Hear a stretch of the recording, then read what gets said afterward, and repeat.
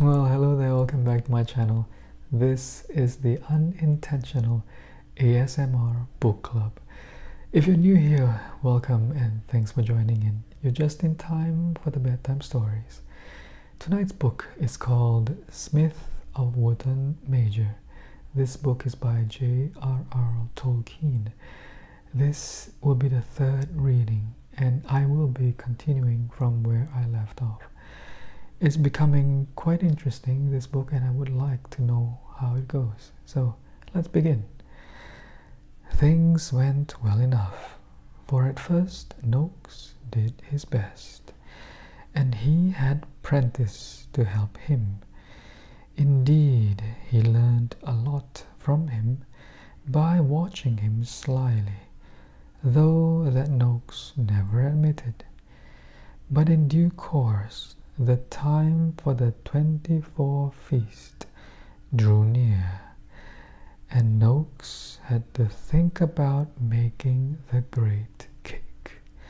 Secretly he was worried about it, for although with 7 years' practice he could turn out passable cakes and pastries for ordinary occasions, he knew that his great cake would be eagerly awaited and would have to satisfy severe critics.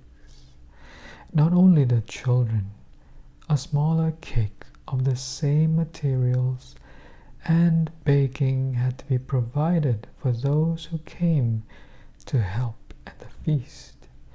Also, it was expected that the great cake should have something novel and surprising about it, and not be a mere repetition of the one before. His chief notion was that it should be very sweet and rich, and he decided that it should be entirely covered in sugar icing, at which Prentice had a clever hand. That will make it pretty and fairy-like, he thought. Fairies and sweets were two of the very few notions he had about the tastes of children. Fairies, he thought, one grew out of, but of sweets he remained very fond. Ah, fairy-like, he said, that gives me an idea.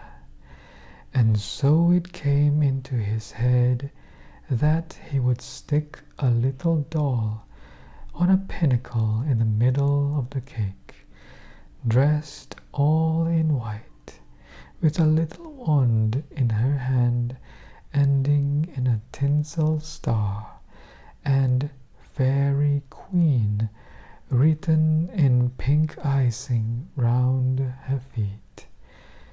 But when he began preparing the materials for the cake making, he found that he had only dim memories of what should go inside a great cake. So he looked in some old books of recipes left behind by previous cooks.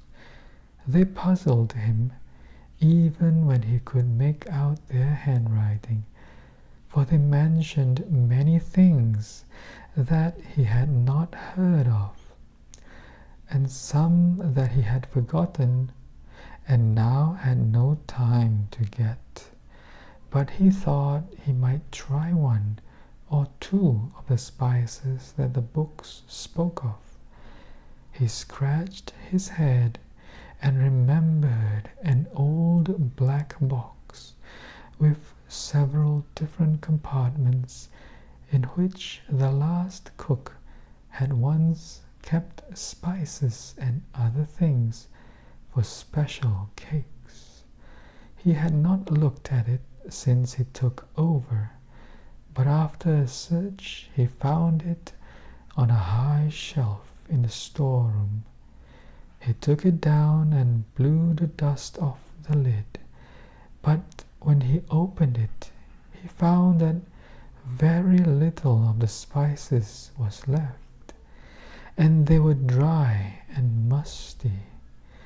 But in one compartment in the corner he discovered a small star, hardly as big as one of our sixpences, black-looking, as if it was made of silver, but was tarnished. "That's funny," he said as he held it up to the light. "No, it isn't," said a voice behind him, so suddenly that he jumped. It was the voice of Prentice, and he had never spoken to the master in that tone before. Indeed, he seldom spoke to Nokes at all, unless he was spoken to first. Very right and proper in a youngster. He might be clever with icing, but he had a lot to learn yet. That was Nokes' opinion. "What do you mean, young fella?" he said, not much pleased. "If it isn't funny, what is it?" "It is fey," said Prentice. "It comes from fairy." Then the cook laughed. All right," he said. "It means much the same, but call it that if you like. You'll grow up some day. Now you can get on with stoning the raisins. If you notice any funny fairy ones, tell me." "What are you going to do with the star, master?" said Prentice. "Put it into the cake, of course," said the cook. "Just the thing, especially if it's fairy," he sniggered. "I dare say you've been to children's parties yourself, and not so long ago either, where little trinkets like this were stirred into the mixture, and little coins and what not. Anyway, we do that in this village. It amuses the children." "But this isn't a trinket, master. It's a fey star," said Prentice. So you've said already," snapped the cook. "Very well, I'll tell the children. It'll make them laugh." "I don't think it will, master," said Prentice. "But it's the right thing to do. Quite right." "Who do you think you're talking to?" said Nokes. In time the cake was made and baked and iced, mostly by Prentice. "As so you are so set on fairies, I'll let you make the fairy queen," Nokes said to him. "Very good, master," he answered. "I'll do it if you are too busy. But it was your idea and not mine. It's my place to have ideas and not yours," said Nokes. Alright, so that was part 3 of that reading. I hope you liked that reading. If you do, give it a like and share with someone you think would enjoy listening to this kind of reading. And don't forget to subscribe, If you haven't, hey, what are you doing? Subscribe now while you're at it. Anyway, it's late, and I wish you well. And until then, I'll see you in the next video.